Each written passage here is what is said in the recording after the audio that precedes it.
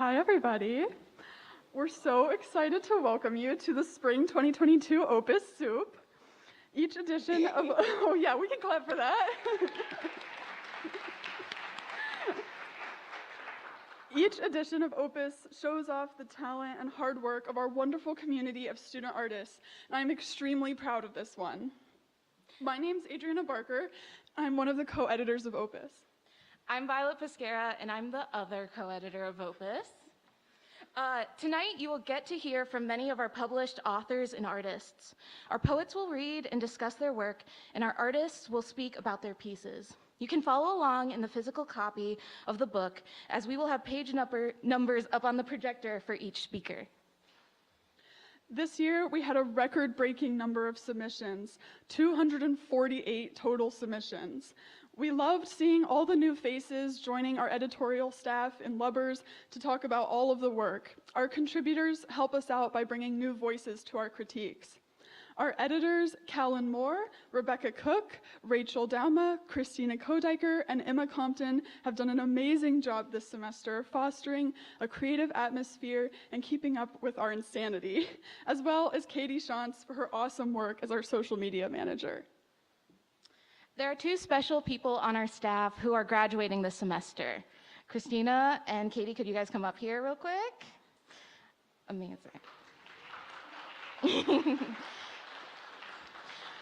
Christina Kodecker was one of our art editors. She was a new editor this semester and took to the role brilliantly. Her insight into our visual art and literary submissions were always so kind and understanding, and she was truly a star contributor. This was also her first semester submitting work, and she got all 5 of her visual art pieces in. Thank you, Christina. And Katie Shantz, our social media czar, has been working for Opus for the past 2 years. Even doing her semester at the New York's art programs, Katie has shown us an amazing work ethic and adaptability. She has created the new Opus logo for us, and it has really informed what we wanted for the website, as well as incorporating it into our cover designs. Your work will be influencing Opus for years to come. These women have worked tirelessly for Opus during their time with us. We are incredibly grateful for their hard work and dedication to our literary magazine. So a round of applause for our senior editors, as well as some gifts.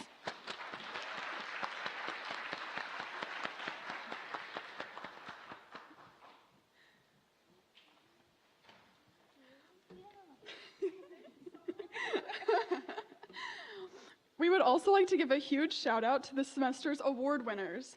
In the spring, Opus selects judges for the Erdman's Prize. This prize honors the best piece of prose and the best poem from the body of work published in the school year's 2 issues.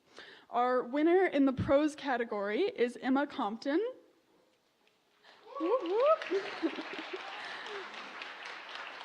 For her piece titled Worth 1,000 Words, A Dedication to My Love. Our winner in the poetry category is Claire Buck.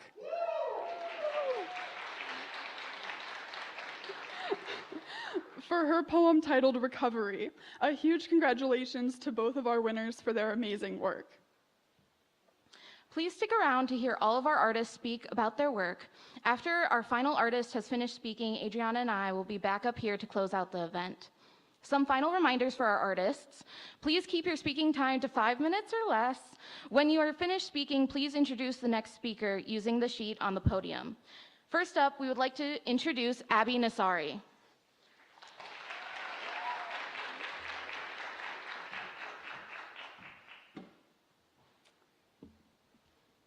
Hi everyone, I hope everyone's doing well. My name is Abby Nassari and I'm a senior this year, and I'm also a studio arts major.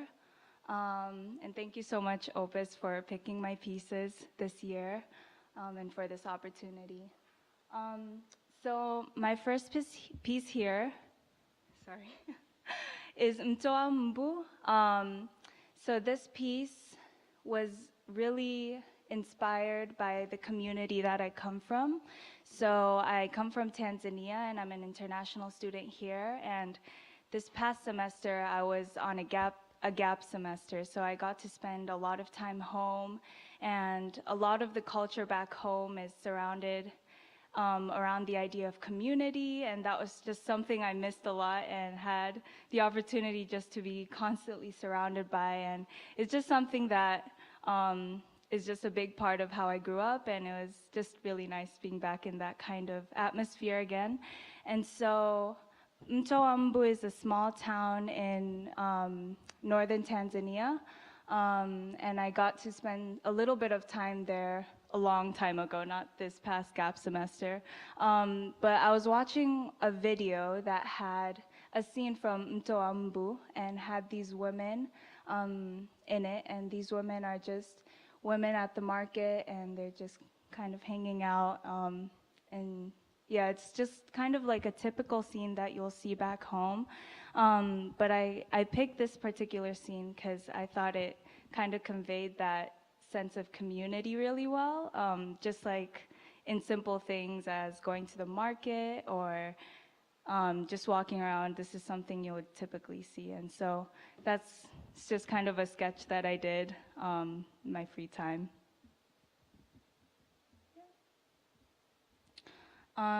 So this next piece is The Things Left Unsaid. So this piece was made during my semester before my gap semester, so spring of 2021, when I got to go to New York with Katie. And this was my final project there. And while I was there, it was a really nice time kind of getting away of like the hustle of school. And so I had a lot of time just kind of to reflect over just my time at Hope and kind of the whole transition into the US and a lot of things that come with that. And so this piece is really just kind of like a visual diary that I created for my final project, for my internship. And it's about life size. I was in a really small New York apartment, so I couldn't really do a huge canvas or anything, but yeah, these are, I think, 6 pieces of canvases put together, and it's kind of made with charcoal. It's a self-portrait. And so, yeah, it was just kind of, is pretty much like a therapeutic piece that I did during my time there. Yeah. Yeah, and so these 3 pieces, these pieces were also made during my gap semester, last semester. They're actually a part of a larger series that I was working on while I was at home. And the series is about 11 pieces that I have. And it was really inspired, again, kind of with the theme of community that I was talking about before. But I just really wanted to focus in on the mothers that I saw around me. And I think just always kind of being surrounded by young adults in college and going to New York, and it's also pretty much surrounded by young adults. It was a real change of pace and being surrounded by different kinds of people and just seeing these sweet moments between mothers and their children, and especially in everyday life while they go about their daily duties and chores and things like that. And I just wanted to kind of focus in on those small moments that just really, we can just look past really quickly. And so, yeah, it was just something I was really thinking about and looking at during my time at home. And so I just made a whole series on it. And it was my first time kind of working with collage also, so I had a lot of fun making this piece as well. And so the fabric that's used in the background is fabric called kanga, and it's kind of the fabric that you'll see women put around their waist, like the mother that's in the middle kind of has that around her waist, and different tops and things like that. So yeah, that's the fabric that I used for the background, and yeah, I just had a lot of fun making it. And yeah, thank you.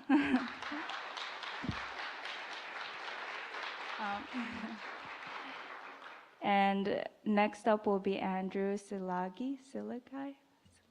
Yeah, sorry.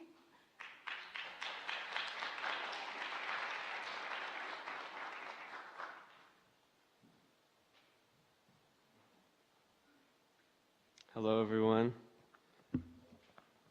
My name is Andrew Salagi. I am a sophomore secondary education English major, and I will be reading my poem titled The Drop, which is about the development of faith and the testing of faith.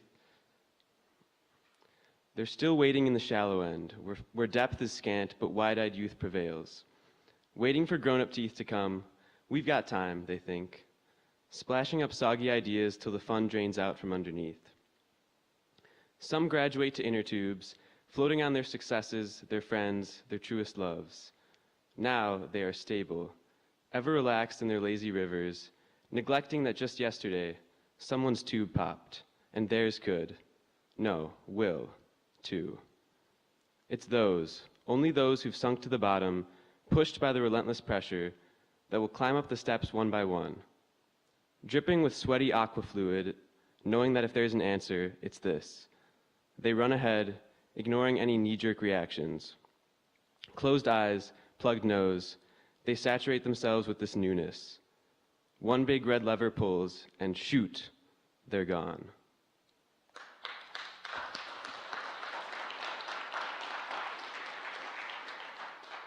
Thank you. Next, we have Lauren Toko.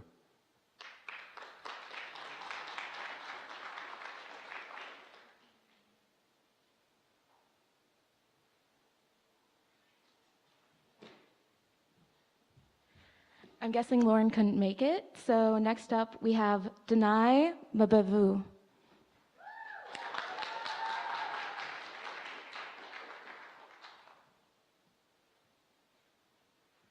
Hi everyone, I'm Danai Mandevu, and I will be reading my short poem. This was kind of inspired by just questioning the statement, I guess, that people say, which is follow your heart, and me kind of coming to terms with that and making a conclusion about that idea. This heart is a bloody mass of flesh in my chest that swells, sinks, skips, beats, and breaks. It cannot lead me. It is too busy keeping this body alive to watch where I am going, too busy being shocked into action every second or so, busy trying to stay in rhythm. It is dealing with enough already. It does not needing me asking it for directions or asking questions about what I should do next or who I should love. All it knows is beating and electricity, not destiny or calling, but one rhythm, one purpose.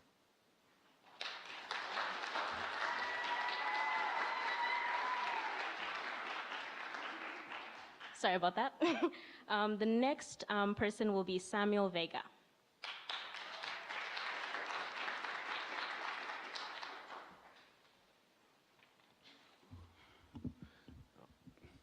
Hello everyone. There we go. That's better. Now, I just want you guys to think about this for a second, but what do you do when you're around a bunch of people and you're hearing stories about how they're getting married or they're falling in love, and you don't really love hearing about all of it, but you're not really annoyed by it either? So I thought about putting these thoughts together, and what better way to do it than do it to the tune of an old Irish folk song. So I'll try and do my best, send up to that original gentleman from the 1950s it was. So here is What Slid to the Crater. Would you hear me to say that the kiss didn't linger, so their wishes and fingers lost heaven and sheen, with a flea-bitten silence and no trace of guidance, was an unraveled patience neglected but keen. Would you number and measure the yarns that they treasure, but still cling to the rings of truth, virtue, and seen? Now all their adoration and homegrown elation remains scolded, blindfolded, yet dribbles unseen. Now reason this riddle, what stifled their middle What crippled their union and shattered the dream? What feeds to stubborn notions and rational motions, planted as people, beloved as steam? What will make a glare dark? What will make the love flock? What's the treason for gold seasons never foreseen? And what far epicenter did fondness there enter, for sinking tomorrows and amorous scenes? What slid to the crater a lone hasty wager of testing the rising and sizing of zeal? Oh, what fine complication or red proclamation would give the sensation of comfort and steel?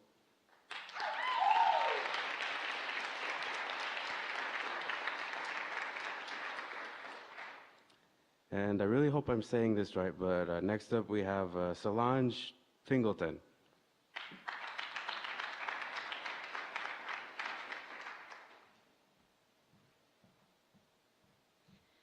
Hi, my name's Solange. I am a freshman, and I did this self-portrait. It is called Self-Portrait in Color. Obviously, a lot of self-portraits are a representation of your identity in some way or another through like culture and other things. This was really initially for a drawing class, but I really wanted to play with color and line. It is, I guess, like the theme of it is like shifting that blend between who I was, let's say like 5 years ago, and who I am now. They're very different people, so that's why one face of mine is morphing with the other. It's changing, its expression is different. And I unintentionally, just unfinished. Some parts of it is unfinished, but I guess it kind of just makes sense because I'm unfinished myself. I still have a lot of progress to be made. So yeah, that's it. Next is Adriana Barker.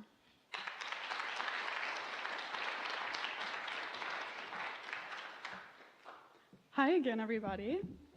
So I was lucky enough to have 2 poems and 4 visual art pieces accepted to this semester's Opus, but for the sake of time, I'm not going to talk about my visual art, but if you come up to me after and ask me about it, I will talk your ear off for like an hour, so you can hear about it, just not right now.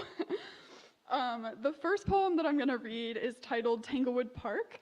The name refers to the park across the street from my elementary school, where I spent a lot of time growing up. Tanglewood Park. Act 1. It feels like yesterday we were building civilization. We sat hunched over by the tiny creek, moving stones and forming lakes like gods. We strolled along our length of creek by where the mouth of it came out from under the road and ripped ragweed stalks from the dry bank. We took such pride in our home made of sticks and leaves, our slide made of packed dirt, and our hidden base, squirreled away among the branches to protect us in case of intruders or our mothers or sunset. Act 2. We weren't the only ones spending afternoons at the creek. Others claimed their kingdoms too. Soon enough, there was war. We walked up the bank and out from behind the trees they appeared. 5th grade girls and boys with menacing pride defended their right to share the creek and left warnings for us in the bruises on our shins. Later, I wove stories of my bravery and my victimhood. My limp faded as the weeks went by and revenge sunk its teeth into my daydreams. We destroyed their palaces of leaves and bark and ran after them until they fell, exhausted, and we covered them in shrouds of ragweed to leave them sneezing for weeks. We ruled the entire stretch of creek from where it trickled to life up to the place where our mothers could no longer keep their eyes on us.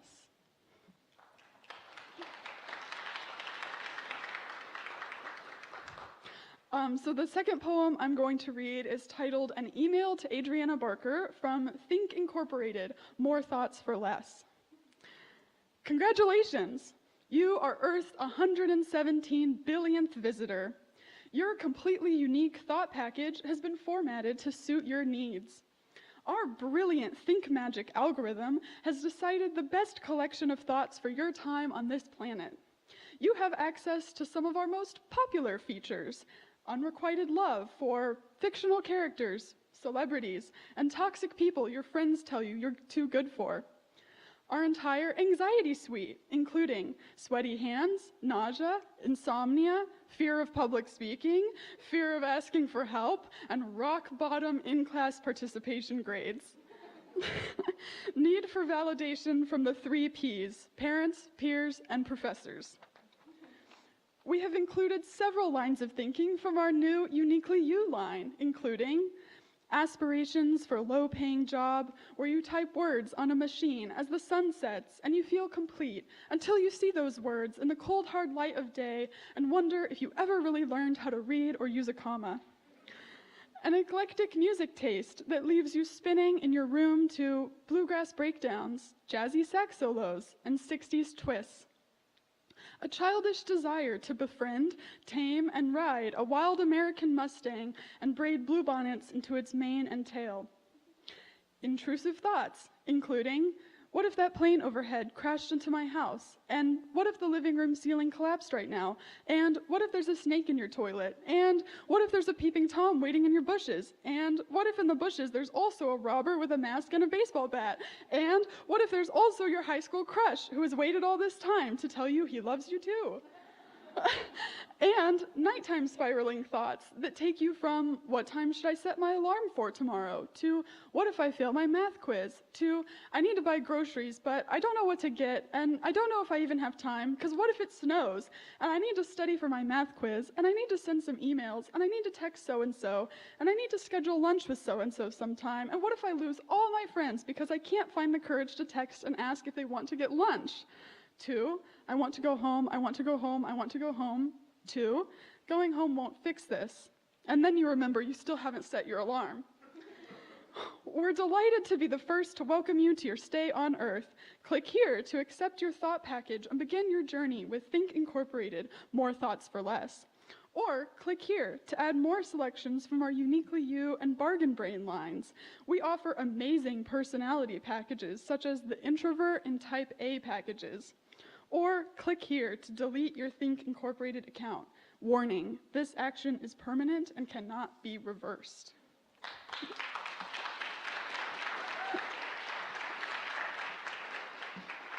Up next, we have Rachel Johnson.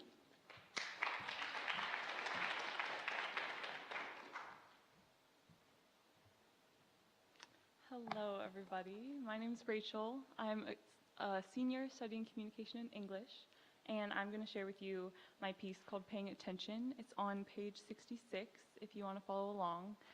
I started this piece back in fall 2020, and it's a braided essay of 3 different types of memories and then excerpts from a book that I received right before I had spinal surgery in high school. So I'll introduce you to different people in my family, some doctors, and just reflections on that time of life through COVID. And I'll also be skipping around a little bit, but if something speaks to you, I hope you'll go back and read the rest of it. Paying attention. 1. May was the month of sorting. I turned out my desk drawers, moved my bookshelf, recruited my mother's help to practice to replace the adolescent turquoise on my walls with a calm alternative called Baby Fawn.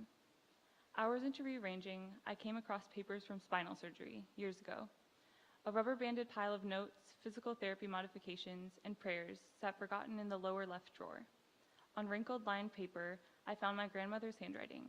I don't remember her being there, but I know the way she curls her letters. These smeared ink-covered notes include a record of gifts from neighbors down the street, my ex-boyfriend, strangers from church, my aunt and uncle who are separated now. I try to remember if I got around to writing thank you notes before I forgot what was in the bag of goodies, meal drop-off, and family game set. 2.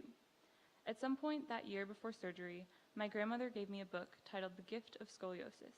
She likes reframing things, pain into bearable blessings. The book outlined the author's experience with scoliosis and continued into a poorly edited narrative of her journey. My siblings and I mocked the generic tips offered by its pages. 3. Introduction. Learning how to deal with the many complexities this spinal deformity can impose often becomes second nature to me daily. It is my hope that this book will reveal some answers to those gnawing anxieties that often plague the minds of individuals and their families during their journeys. 4. I was diagnosed with scoliosis at age 7. After an early appointment with the doctor who would, in my teenage years, become my orthopedic surgeon, he told me that he would sit in the swirly office chair until I came back a whole year later. It shocked me that he might be so patient to wait there. At every meeting after that, his appearance remained unchanged. I considered it a universal unfairness that his body could be so unaffected by the same amount of time that twisted my spine. 5. I realized something when going through the contents of my room with other people's lists, letters, and liturgy.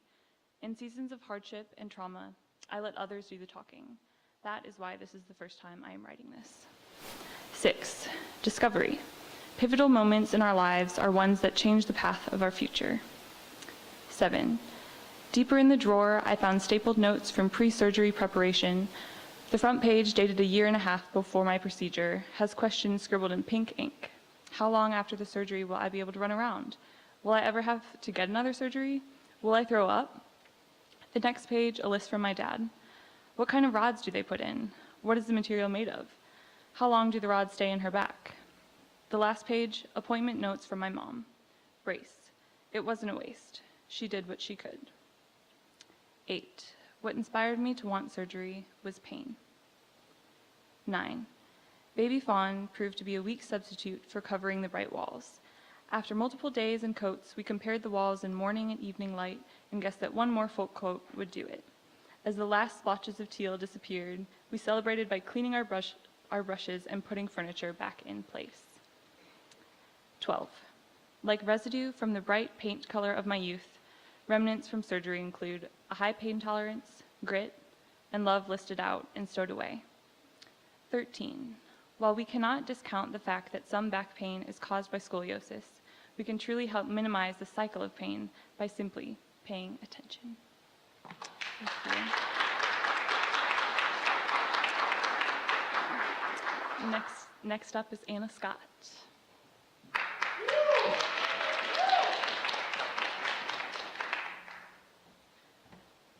Hi, everyone. I'm actually not reading the first one, so only one tonight. So I am doing Living Without a Closet, and that's kind of like a look at like my own bisexuality, and then like this year my roommate and I like physically don't have a closet, so like just looking at like the interactions of like the metaphor and physical, if it isn't played out already, which it might be, but whatever.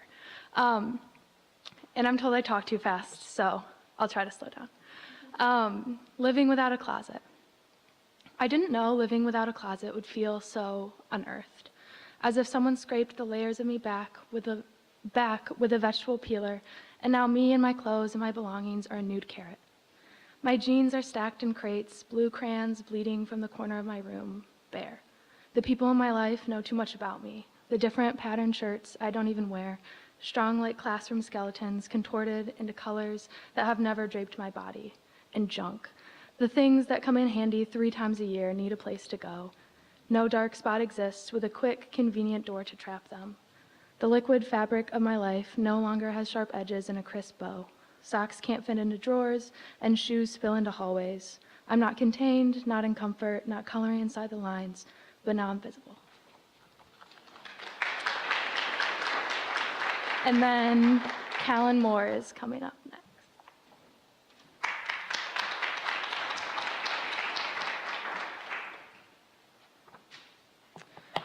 So the first piece I'll be reading is Theory.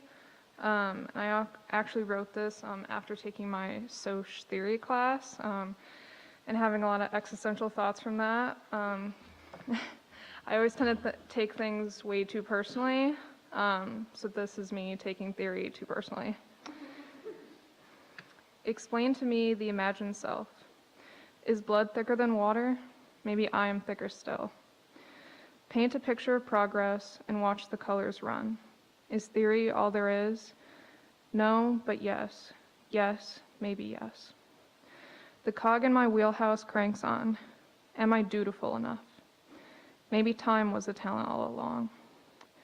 Fancy fitful failings and the sinking of conscience. Mutter this again, one last time. I am more, I am more, I am more.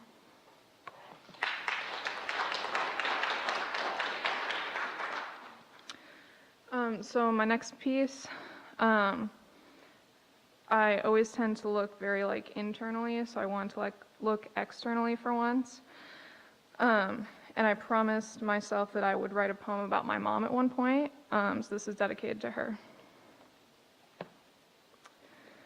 Bittersweet flavor my dad obsessed over. Present at Christmas, church potlucks, and political family dinners. A bane on my childhood. In my coming of age, I cut pieces out at midnight and savored what I swore I detested. Older and farther away, I recalled my mother in the kitchen, stirring a steaming pot. On the phone, alone in my room, what would you like to eat when you come home? Chocolate pie. Home for a week, I watch my mother's hands stir ingredients, like it is the first time, like I am a child discovering speech. Across the kitchen, under the pale light, I witness creation and the creator, a steady force cooking in the morning at 6:30 in the evening, after work and before sunrise. Practice creations made by hands that hurt, hands that ached, hands that every medication tried to numb. The final product, forever free from the ruins of toil and the tasting of buried grief. At my car, waiting to leave, desperate to stay. Don't you want to take some back with you when you go back? The pie is wrapped up, packaged gently, like an organ, like a part. Her hands, palm up before me, tense from the triple effort needed to use them. An offering of all she cannot give and all she cannot say, of all she wants for me and all she sees in me. Meeting her eyes, I say sure. She says, okay.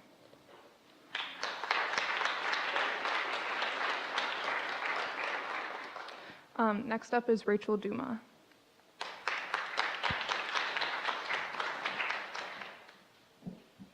Hi. You'd think as an art editor I would know how to talk about art, but apparently not my own. So I won't bore you for long. This piece is called Recollection, and it's in black and white film photography. It was actually one of the first rolls that I ever shot. And I really enjoy it because, as the photographers in the room will know, it's really hard to capture still movement, let alone with black and white photography. So that's all I got for that one. And then this is a carving that I did, well, like a print.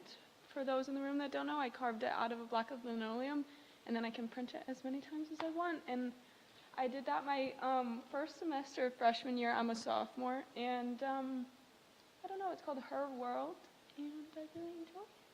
Oh my goodness, I'm bad at this. This piece is a relief sculpture I made out of paper, actually. Shockingly, it's only paper, and maybe some glue to hold it together. But I really didn't have a direction when I made it. I just kind of let it dictate itself. And it turned into this like fun collage style of animals and life that I really enjoy. And then this one is called, I had fun naming this one.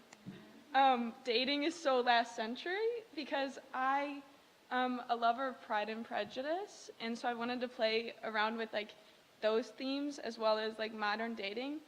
So I actually printed over 160 individual etchings that I carved into plastic on this big piece of printmaking paper. And if you look at it for a long time, you can see all the different dating stories, and it kind of makes me laugh. But that's it for that one. And then this is another black and white film photography photo, and I don't know, it gives me spooky vibes, but I don't know, I've heard it from a couple of people. But that's about it. Oh, next up is Olivia Lewis.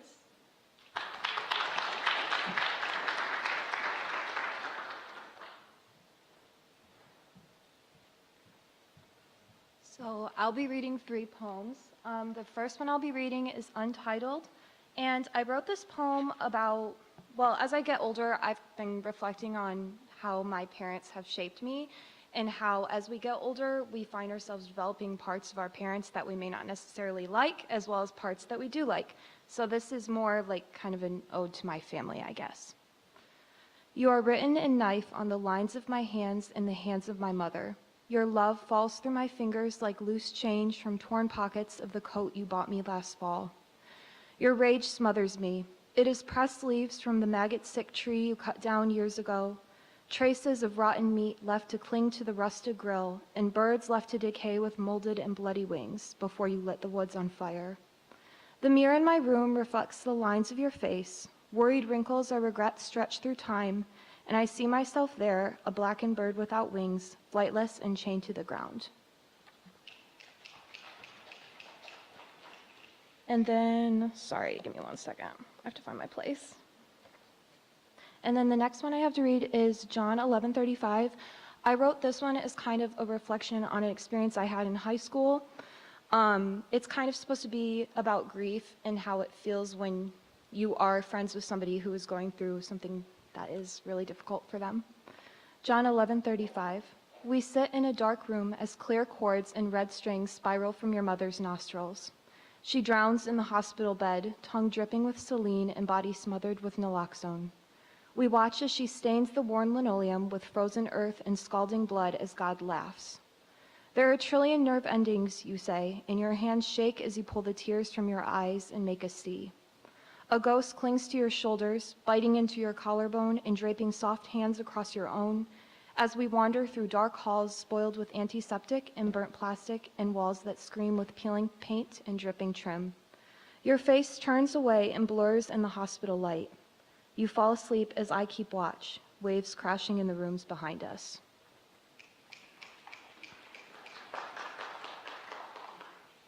All right, and then the last one I have to read is called The Mere Exposure Effect.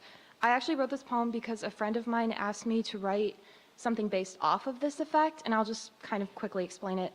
The mere exposure effect is like the idea that you only love something because you're familiar with it. So you see it every day, you have connection with it every day, and once that stops, you don't really connect to it as much as you used to. So it's kind of about a person who was really significant in my life, and how as I'm older, I've started to kind of forget what our time together was like. I am trying to remember you and how you looked before you were gold like your wedding ring, and I am trying to remember or trying to forget how you looked at me and how it burnt like the iron at dress rehearsals. I am an amnesiac home from war. You are a sailor lost at sea. And I am trying to remember your skin when you smiled, but I'm trying to remember you at 17, at 15, at 19, your fingers on your father's gun, your hand over my wrist, and you, smiling at me as you stick needles in your skin to blossom flowers of night ink and charcoal. But that never really happened either. And I go to the beginning.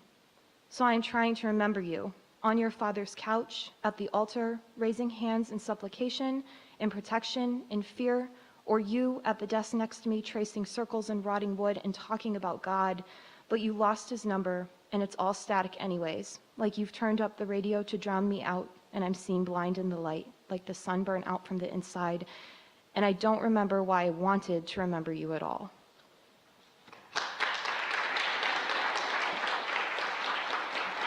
And then next is Elijah Maxwell.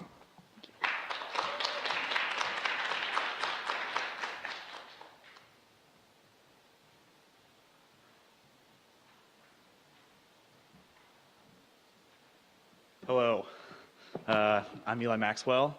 I want to say first I'm very grateful to have a byline next to writers that I really admire and that I've gotten to spend time with in class or outside of class, so that's very humbling. I'll be reading my poem, Elegy for My Father's Mother. I think the title is pretty self-explanatory, but I'll give some background.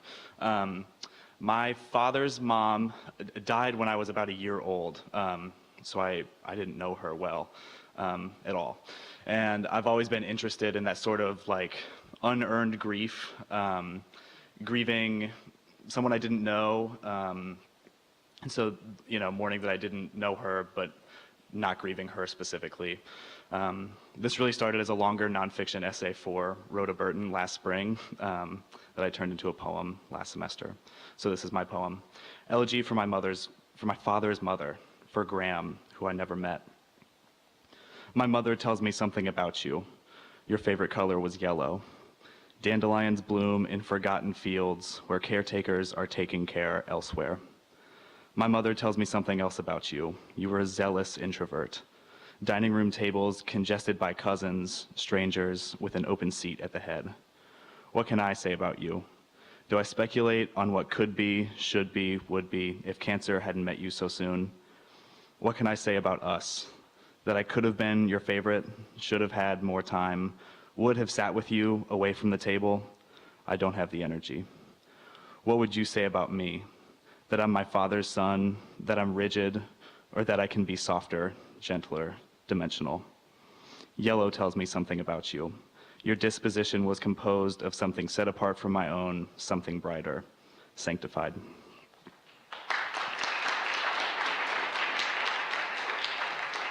Thanks.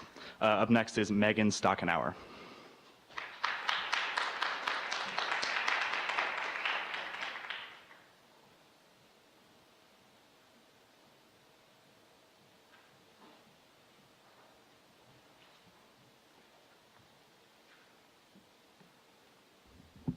He's a little bit taller than me. Hello, my name is Megan Stockenauer. I'm a junior at Hope. I'm a science secondary ed major, so I'm really new to all of this. But I really want to thank everyone at Opus, Violet, Duma, for when I first brought this poem in, I was really nervous. When I wrote this poem, I was in a really angry spot in my life. I was really hurt and I was really angry, and when I got up the courage to write this poem and bring it in, I actually cried, which was kind of embarrassing, but and writing this poem and gathering up the courage to submit it for what it means to me and for what I hope it can mean to everyone else, that was a point of healing for me. So my poem is titled, sorry, I'm really nervous. Thanks, Violet. A poem I am not ready to attach my name to.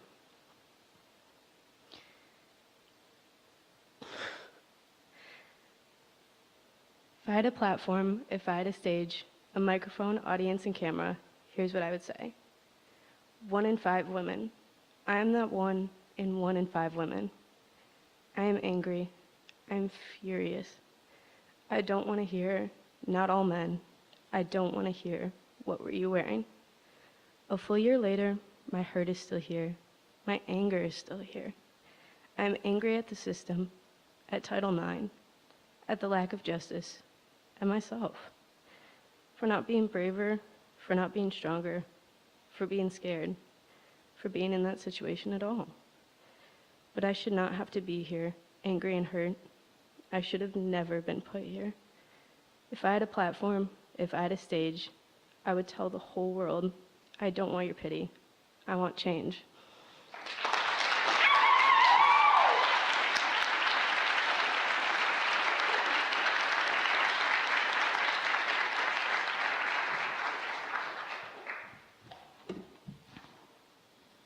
Next up is Noelle Vanderbilt.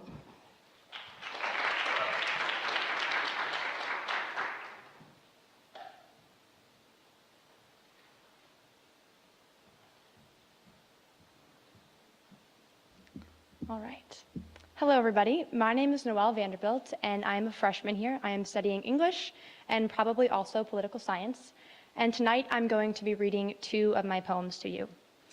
The first one is called Sojourners. Earl gray skies swaddle the rooftops like hand-knit mittens. A reluctant rain begins to fall, pattering on sidewalks and bejeweling the crimson leaves of the maple trees in a city park. I walk slowly through the purple twilight, breathing deeply the smells of damp earth and wet leaves. The path skirts an old stone chapel nestled among fir trees.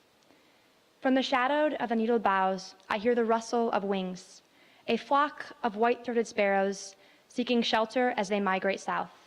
They shift restlessly among the evergreen needles, their warbles muffled by the mist and rain. A flash of russet feathers. A lone sparrow darts from a harbored branch to shrubs along the chapel wall, where clumps of red berries tempt the wandering soul. He watches my approach, his dark eyes darting, his head cocked curiously. He pecks at one berry, but doesn't start as I pass by. A solitary explorer, away from his flock and me from mine. Alone in the twilight, does that mean lonely? I wonder where he's headed, this little russet sparrow. What does he think of this rainy city park, of the fir trees, of the red berries in the shrubs along the old stone chapel? It's raining harder now. I quicken my steps. Darkness deepens.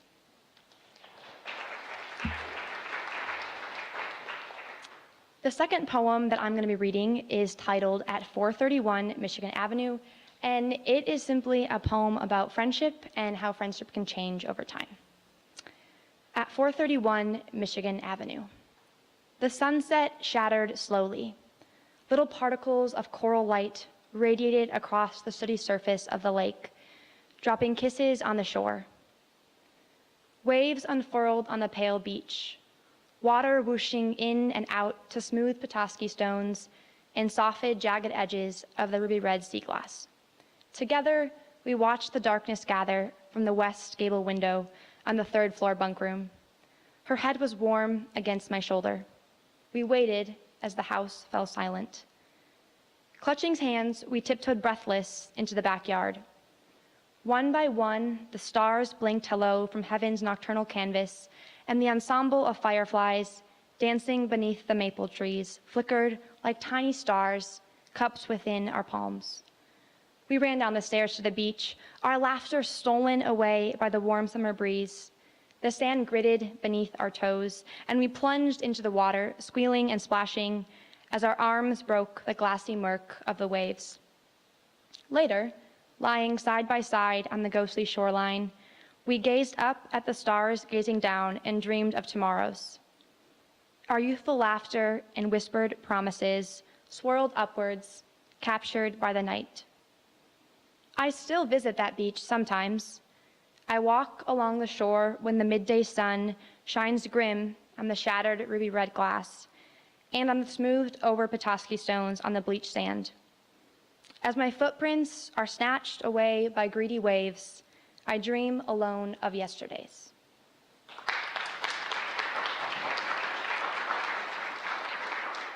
And next up is going to be Christina Kodiker.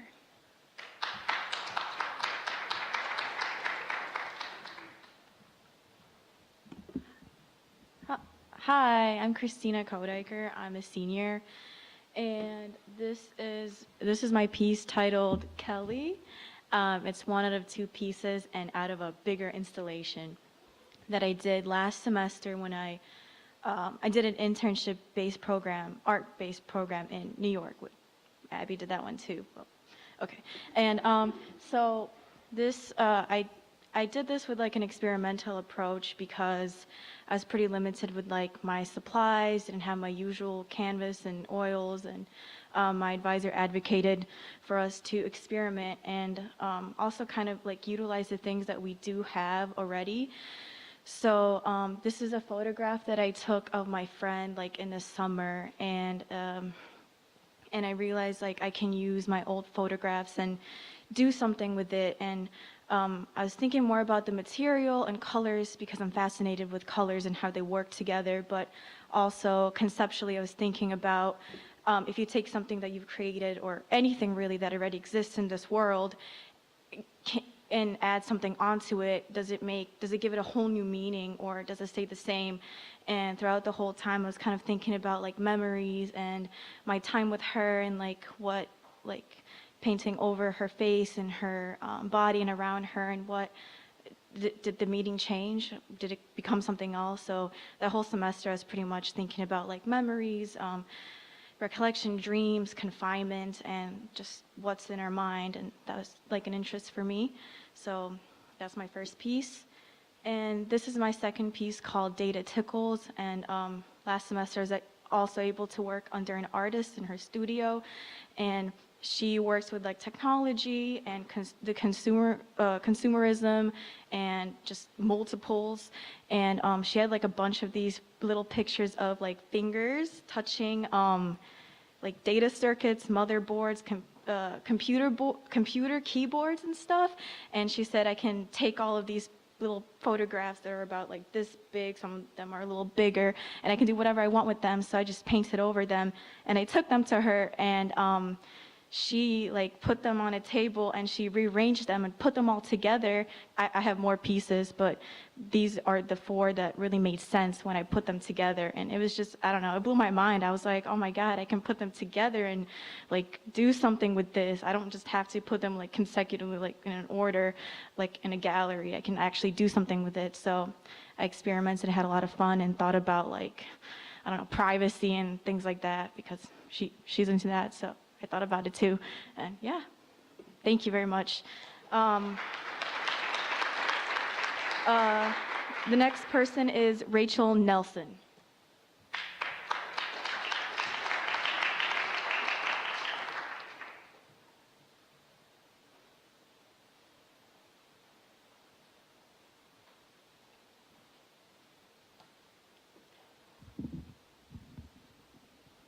Hello, my name is Rachel Nelson.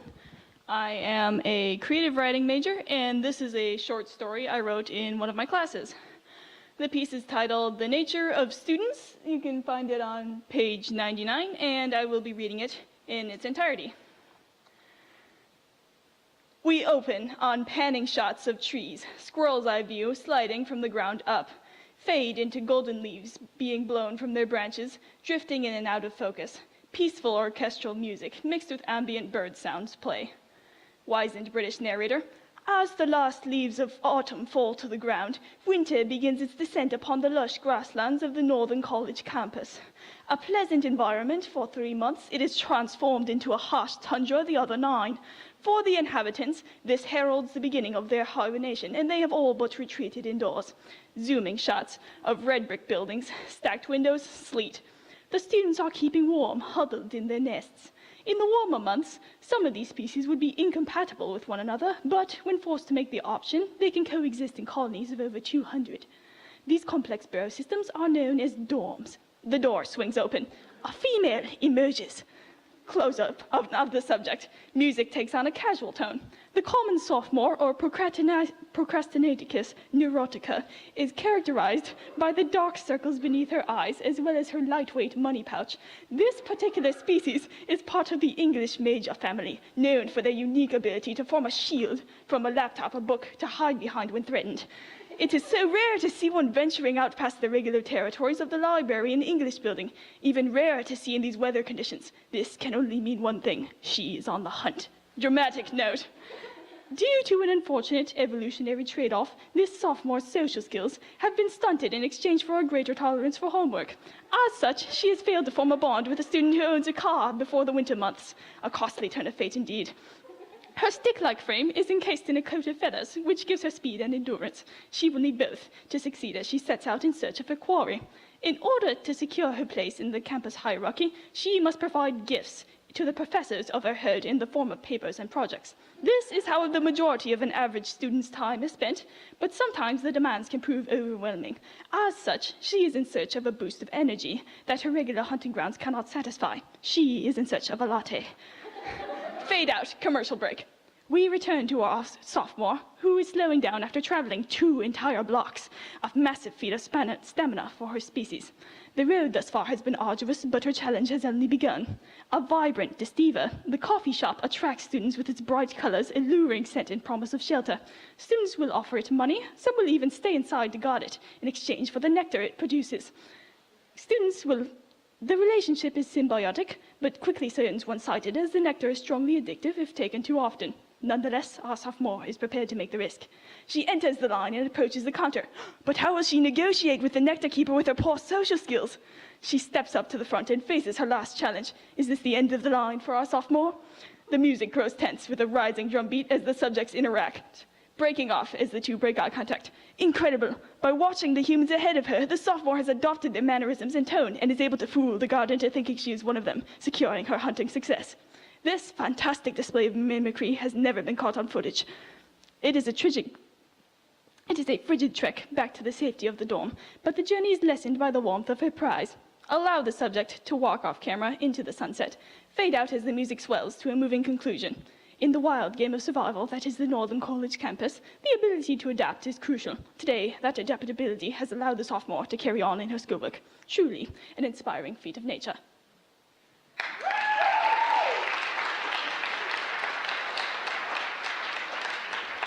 Next up, we have Maddie Bauman.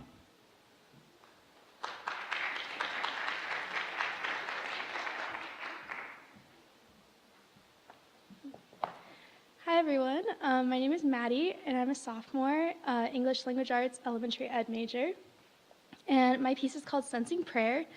This piece is about the prayers we pray about terrible moments on earth, but also the blessed details that God provides us.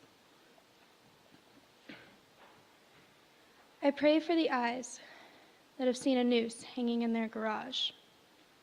I pray for the noses who have smelled the eye-watering antiseptic of a hospital. I pray for the ears who have heard a bullet make contact with metal lockers. I pray for the hands who shake as they try to hold up the world. I pray for the mouths who have tasted blood, bile, and bitterness. But I also pray for the eyes who have seen the first green bud after a long white winter. I pray for the noses who have smelled a soft newborn swaddled in their arms. I pray for the ears who've heard a coil sing in the rain. I pray for the hands who've touched a stray wave in the ocean. I pray for the mouths who've tasted sweet grass with fresh dew dripping. I pray with every sense, for every sense, to He who created every sense. Thank you. Next reading is Emma Gale Compton.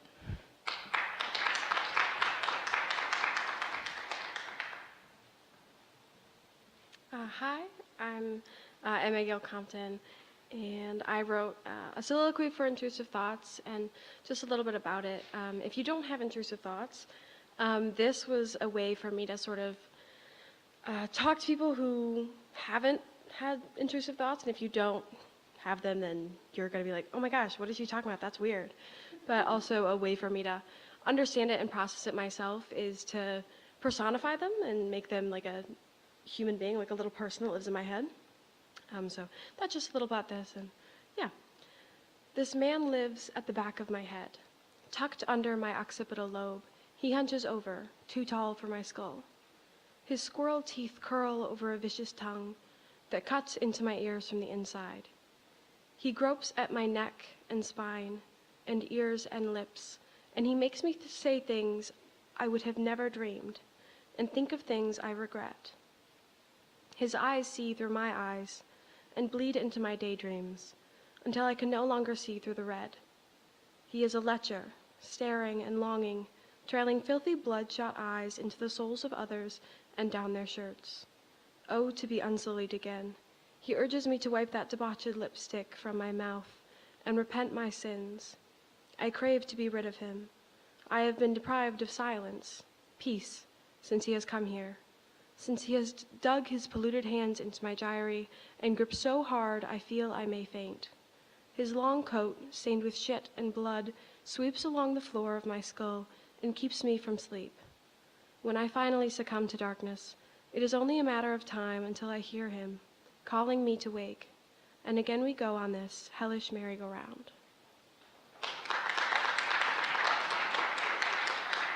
And then I also have a prose piece published. It's called, oh gosh, I forgot the name of my own piece. Worth 1,000 Words. And just a little fun fact about that. It's 1,000 words exactly. I did that completely on accident, and then I was like, oh my gosh, like I'm so smart, wow. And then so next we have Claire Buck, who I absolutely adore.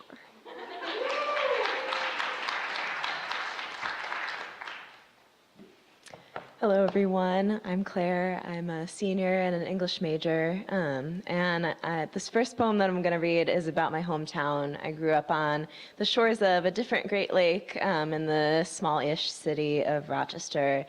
And like a lot of cities around the country, Rochester's really felt the impact of the COVID-19 pandemic and all of its after effects. And one of the ways that that manifested in my city was an uptick in violent crime. And so this poem starts out with an excerpt from the local news from around that time. For Rochester. Rochester Mayor Lovely Warren is declaring a state of emergency in the city to combat the recent uptick in violence. The city has now logged a record 74 homicides this year. WXXI News, November 12th, 2021. I wouldn't take you to Chestnut Street, where 2 men were killed in their apartment in the early hours of a November morning, or to St. Paul Street, where a 20-year-old was beaten, or to North Street, where a teenage girl was found shot. I would take you to Highland Park, and we'd walk past limbs of lilac bushes, and I'd admit that no, they don't look like much now, bare twigs stuck in the hillside. And yes, we are on the edge of winter, the months when tires kick slush along the roadside. Everyone's head is bent against the wind, tattered Walmart bags and styrofoam cups fly loose in the mid-February snowmelt. But if you could come back in the spring, you would see how the buds of these lilacs unfold, how nobody can resist their sweetness in May, how we press our faces into the clusters like pollen-crazy honeybees.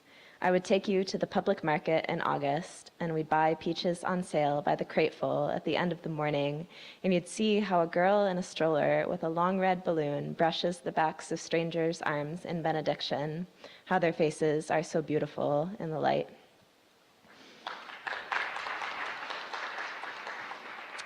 And then this next one, recovery, kind of comes out of, so anybody who's ever been on antidepressants knows that there's a fun little quirk of how those work where they just do nothing for 4 to 6 weeks. And the whole time you're miserable and you think that your doctors know nothing at all and you don't think that anything will get better. And then there's a day that kind of catches you off guard where things suddenly feel a little lighter. And so this poem is about that moment.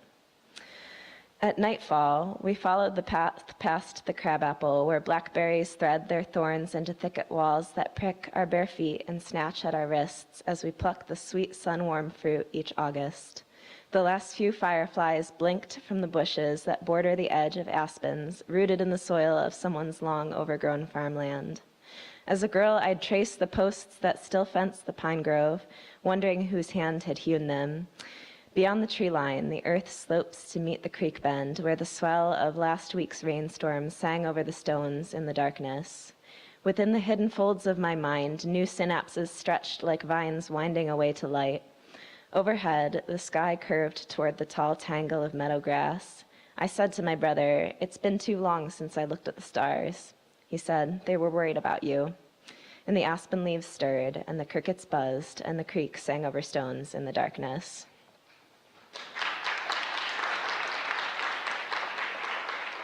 And next we've got Sarah O'Neill.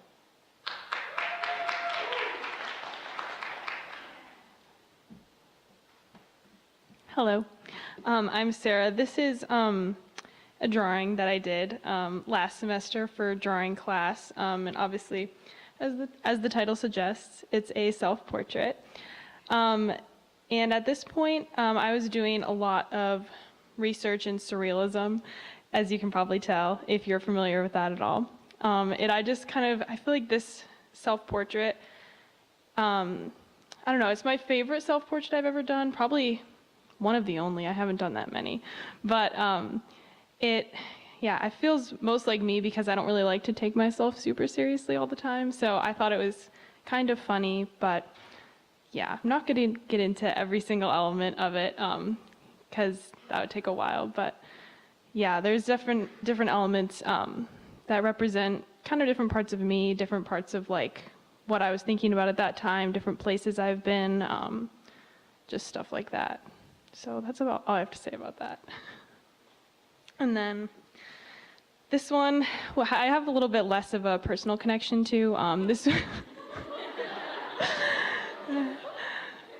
was an exercise for drawing class also. It was technically a landscape project, but I kind of got a little bit lazy and just went to the basement of Dupree. And if you've ever been down there, it's kind of a weird place, weird building. You can get lost in there. And yeah, I just had a fun time drawing. This was my first time using charcoal, so I wanted to kind of try out that medium. And I found the shape of the trash cans down there really interesting. Maybe that's just me, I don't know. But I had a really fun time drawing those. There's actually only one of them, so I had to duplicate them so that it would have a little friend because one of them just seemed lonely down there. So, and yeah, I guess I never really thought about this drawing much until like, I feel like after the fact, now every time I walk in that hallway, like I'll look at like the edge of the floor and I'm like, why do I know that so well? Like, why does that look so familiar to me? And it's definitely because I spent hours drawing it and trying to get every line, you know, perfect, which they definitely aren't. But it was definitely interesting to study a space for that long. And then now that I go back to it, I'm in that hallway almost every day. So yeah, I guess I have those thoughts of like familiarity and just kind of like a new feeling in that space that I never had before. So thank you.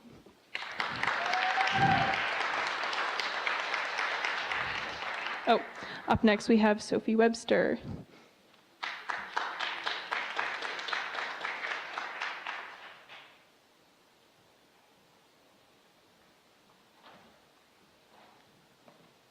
So this piece was inspired by a project I started last semester where I didn't know what to do, and oh wait, no, I do remember the exact moment. We had a video project for time-based art, and I chose that water for my theme, and I was sitting there watching this ice cube melt going, okay, I have enough footage of this ice cube melting. I'm bored. So I took my hammer that is this big and started smashing it. And then after that, it had been determined that this hammer was now my muse. I had to keep working with the hammer. So then back in January, the first thing I did when I got back to school was painting with this hammer. And this is really funny just because I was like, what does a hammer do to different types of materials? Apparently it punches holes in them. And so, yeah, that was just a fun exploration I've been having. And this piece is a bit more personal. A big theme in my work right now is discussing mental health and how people don't like discussing it because of all of the assumptions people have, and you never know if someone is really going to listen to you and really going to believe what you say. And so I had started making this piece back in August is when I started designing it, and I didn't end up making it and finishing it until October. And it was because I went through a lot in 2021 and the end of 2020 as well. There was a lot of stuff going on at home. I was here at school. I couldn't help with anything. And so that summer, this last summer, I was living by myself for 3 months, and I found it really hard to cope because I couldn't leave because I didn't have a car, so I couldn't really talk to any of my friends. And so I needed a way to express myself and kind of get everything that I was dealing with out. And so that's where this piece came in. Each one of these glass fixtures is like a different type of like symptom or disorder that I have, and most of them are a result of ADHD. What a fun one. And it's helped me cope with it a lot, and like it's helped me understand it more. And what I hope to do with this work in the future is continuing to promote honest conversation and have people listen and not just make assumptions about what you're experiencing based on preconceived notions and the stereotypical thoughts people have, like, you're depressed, oh, you must be suicidal. And yeah, so that's that.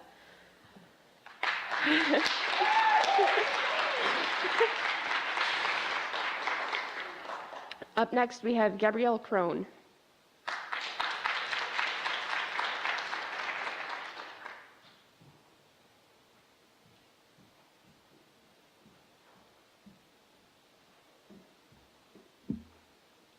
Hi, I'm Gabrielle Crone.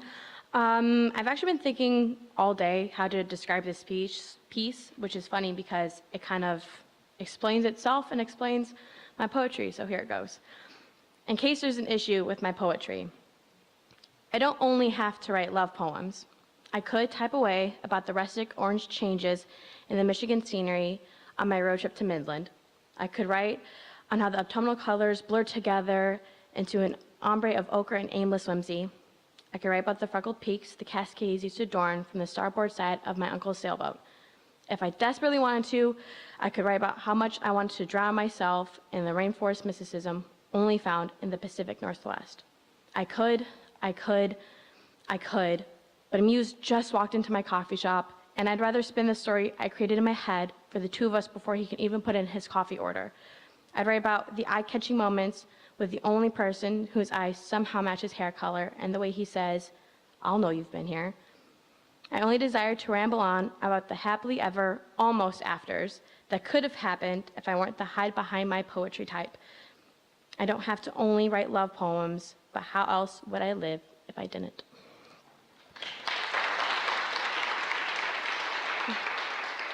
Next up is Will Vance.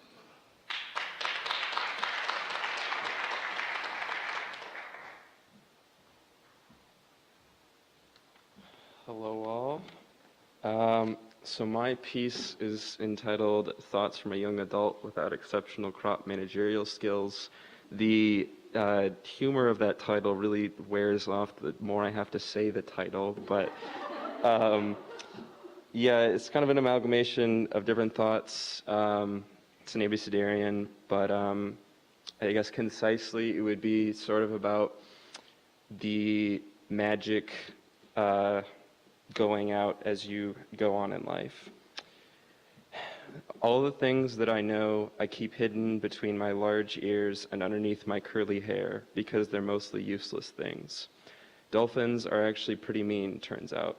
The males commit infanticide, ensuring the female's availability so they can mate.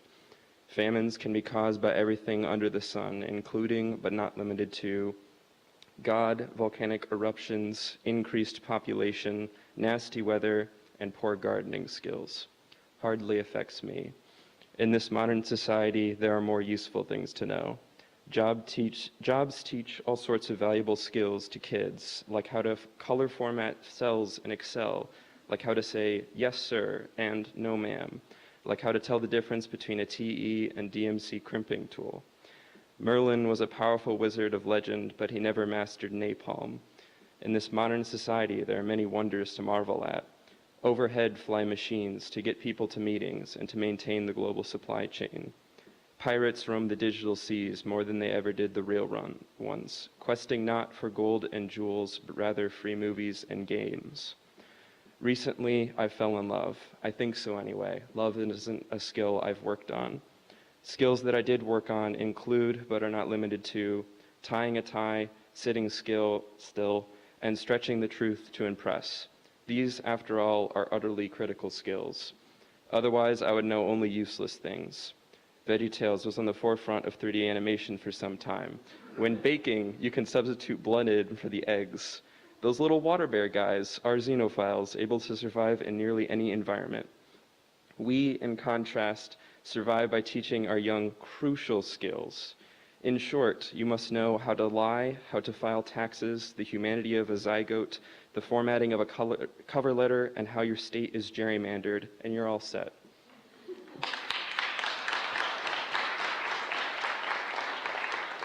Next up is Parker Johnson.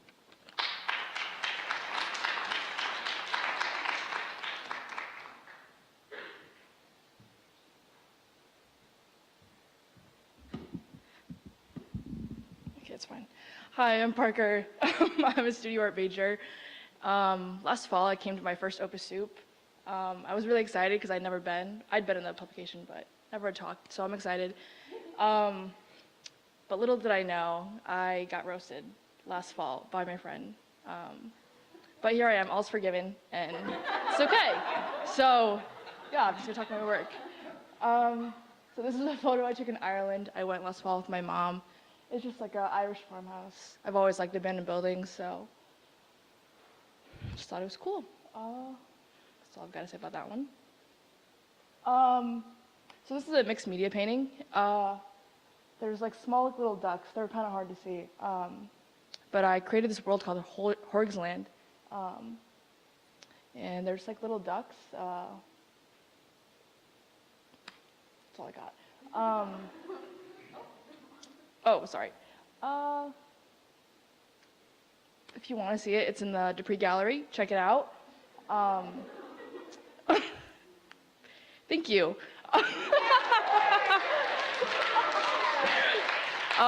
Next is Katie Shantz.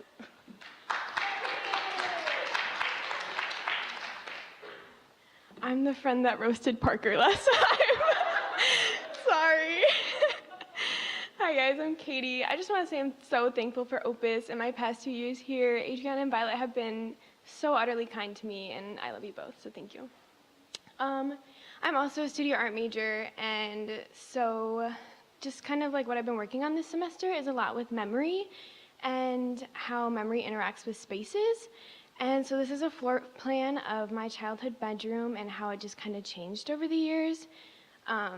But the way I recreate these spaces, there's another one too, but I just use my memories, no photographs, so everything is just kind of put together by things that I can remember, so yeah.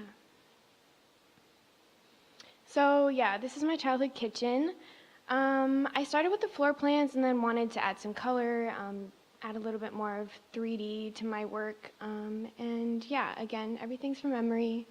There's little swords under the chairs. I don't know if you can see them in this photo, but that's because my brothers and I, like the rule at our kitchen table was like, if it's under your chair, it's yours, you're safe, because we would try to like eat really fast, we could go claim our swords again. So yeah, just like using memories to create the space.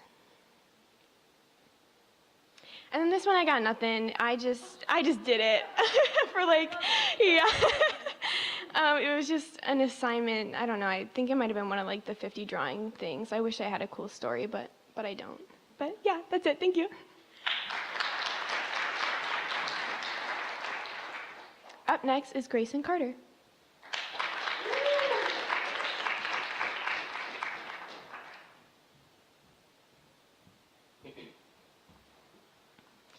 Hello, everyone. I'm Grayson Carter. I'm a senior social work major. So also, this is not quite my comfort zone in terms of all the wonderful English people going on here. But I have wanted to submit to Opus for a really long time, and I finally got up the courage this year, so I'm really grateful to be here. So one of my favorite poets is Mary Oliver. I love her a lot. And one of my favorite quotes from her is Instructions for Living a Life. And it says, "Pay attention, be astonished, and tell about it." So this poem is kind of an ode to that sentiment as well. And just kind of admiring the little things in life and finding beauty in them. So, Ode to the Song of the Day. Thank you to the sun as it hits the puddles filled with mud on the sides of the street, to the little yellow boots that splash in them. Thank you to the bruise on my knee from swinging my legs up onto my bed. The skin becomes a ripe plum target with a tiny red pulse in the center. Thank you to the coffee grounds and humming sounds, sour and dark in my nose, crisp and earthy on my tongue. Thank you to the flies buzzing around my room, to wings that brush the surfaces of my being, books and shirts and pens and trash. They sing their working song, their voices steadily escaping their bellies filled with grime, and this tune belongs only to them. Thank you. And next up, we have Katie Smith.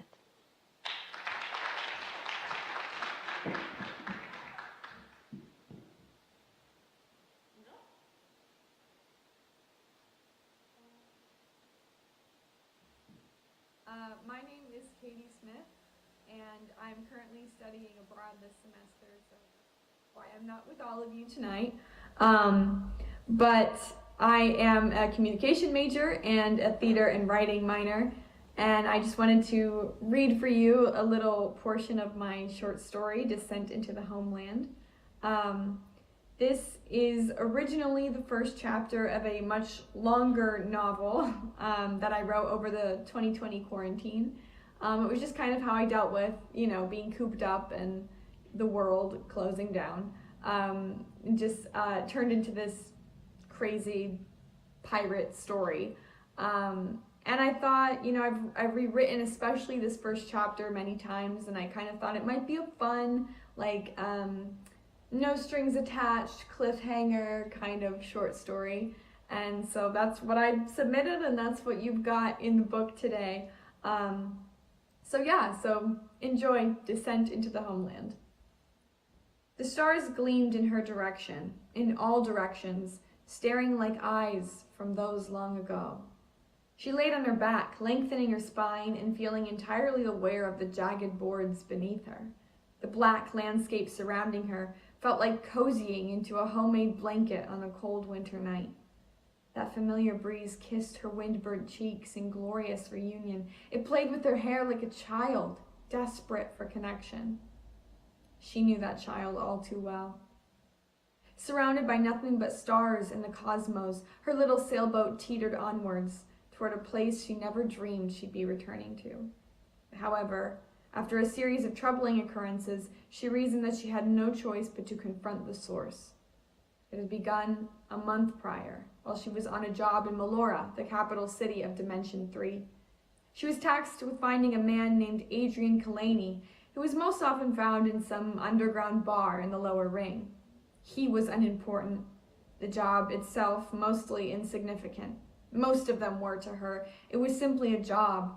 And, well, yes, she took pride in her high degree of showmanship. It never mattered at its core. She was flipping her dark hood over her head when the feeling began. It was an emptiness, an all-encompassing numbness in her stomach, her chest. That's how it started. Like being speared with a trident, the feeling pierced into her like a droplet of ink being spilled recklessly into a glass of water. She tried her best to shake it off. Dropping her chin as people of the lower classes passed her by, she ducked into the brick alley that held the entrance that would lead her to Mr. Kalani. Still, the feeling persisted. She furrowed her brow, sweating with determination and fear, trying her best to ignore the feeling. She lunged at the door handle, but was stopped abruptly. The door was locked. A sailor travels down the stream. A gruff voice sounded from the other side of the rotting wood. She concentrated on his words, using them to subdue the terrible spreading ache in her gut. As if she were reciting a poem she learned as a child, or a nursery rhyme once repeated to her, she responded, "Chasing nothing but his dream," the voice returned. A dark glint straight across his eyes. She smiled, a force of habit, at the privilege of speaking the final line. Pirate's promise in disguise. The door opened to reveal what she had expected, an ordinary, dirty-looking man who was tasked with being guard. It always made her laugh, the notion that a tavern so vastly infinitesimal would find itself so important. All pirate joints have this attitude. As absurd as it was, she loved it dearly. After all, people that take themselves seriously have as much power as kings if they wield it correctly. Thank you. Grab a book, find out what happens next.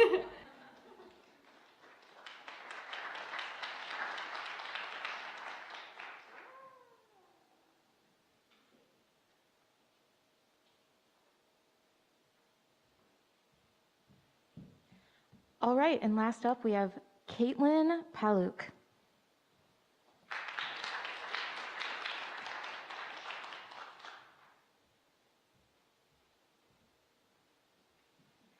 Hello, my name is Caitlin. I am a junior studying biochemistry, and I have 2 poems to read for you today, but we're going a bit off script. Megan, are you still here? Hi. So I also wrote an anonymous poem for Opus, and Adriana is the only one that knew about this, but I wanted to tell you that your bravery tonight has made me feel brave enough to share mine. So I just wanted to say, trigger warning, sexual assault, and this is my poem, Remember. Brain spotting. Noun. A therapy technique used to identify, process, and release trauma that is commonly used on patients presenting with PTSD. Technique. Locate point in patient's vision that makes them freeze, dead doe in blind blinking lights, shake like summer sweet gum in a windstorm, dribble raindrops from their jaded eyes. Don't let them move. Ask them to remember. Patient recording of events. His eyes were always so cold, granite like home's kitchen countertops, volatile like the campfire we sat around, his intentions flying left, right, center. Don't believe boys who say I love you after the first day. Don't believe boys who ask you to come home for ice skates.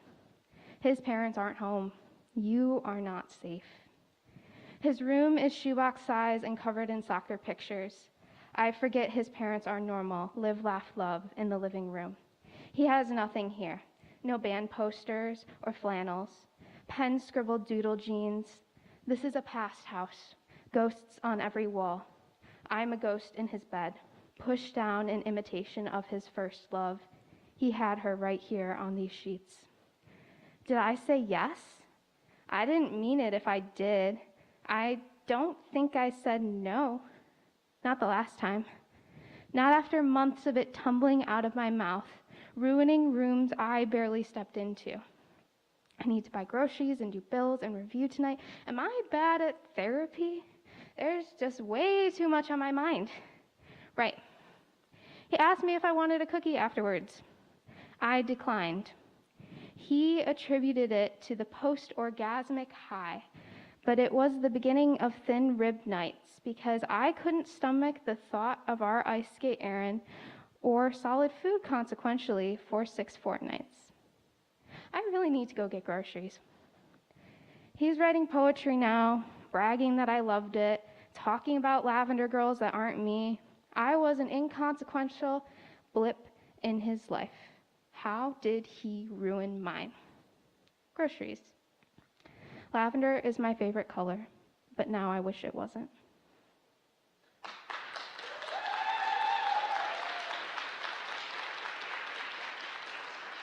Okay, so this next one, I'm not gonna lie, it's a little petty. It's called No One Hands Me Flowers, and I wrote it on Sweetest Day. It's the day in the fall when all the sorority girls stand around campus handing out flowers, and I was a little upset that I didn't get one, not gonna lie. Like I said, it's really petty, but here we go. The college student simulation runs full steam. Campus is bustling, my cardigan buttoned to my throat to ward off boys with backwards baseball caps. It's the sweetest day of the year. Sorority girls with their bleach blonde hair and perma smiles giggle all cutesy, raining gifts from the heavens. No one gives me flowers. I speed walked right past, entered the house of God like there was something in me left to save, when all I can think about is these flowers.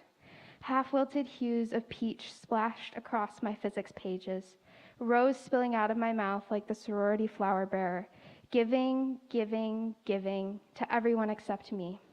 No one hands me flowers. Not a single one of the girls running across campus charade, not a single friendly face. No one gives me flowers. Perhaps it's more than flowers these days. My dad used to give me yellow roses. He doesn't give me flowers anymore. And I really wish someone would hand me flowers, but I really just wish someone cared enough to give me anything at all.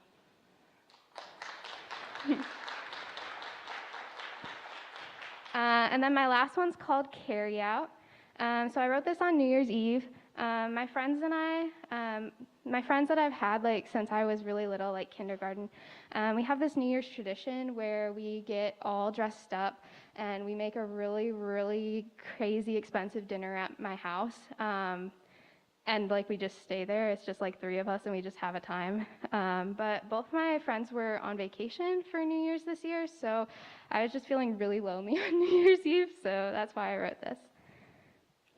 It is New Year's Eve, and I am pouring sweet and sour dreams down the drain, wrinkling my nose at the syrupy scent of vinegar hope that I forgot to check at the door when I first felt sophomore year crawling up my insides, to stream down my eyes in fear. Fear. Deathbeds and holiday lights. Fear. My sutures splitting open to reveal the abhorrent chasm of loneliness grasping for a rope. Fear. Why don't they love me, love me, love me? Alone at the sink. Clearing plates of sticky rice with a cluttered mind. Replaying 2 years of history, because she isn't here to stop the weight hovering in drooping snow skies. Her family is forgetting reality in the tides. So, I'll write my New Year's resolution, listening to the spin of clothes in tide. I hope that I will hold out for one more sullen start to a year, one where authenticity doesn't equal tears. Thank you.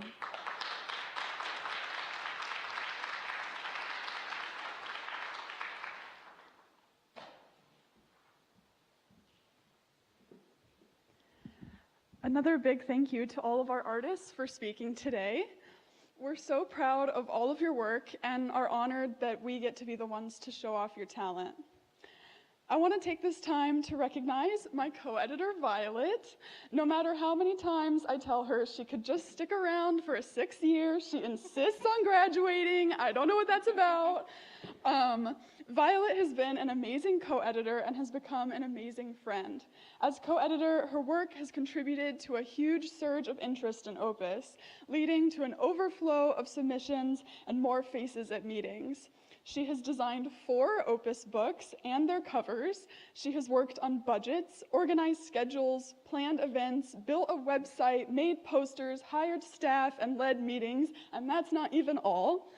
Violet, Opus would not be the same without you. This publication has a bright future thanks to your dedication and hard work. Thank you for everything.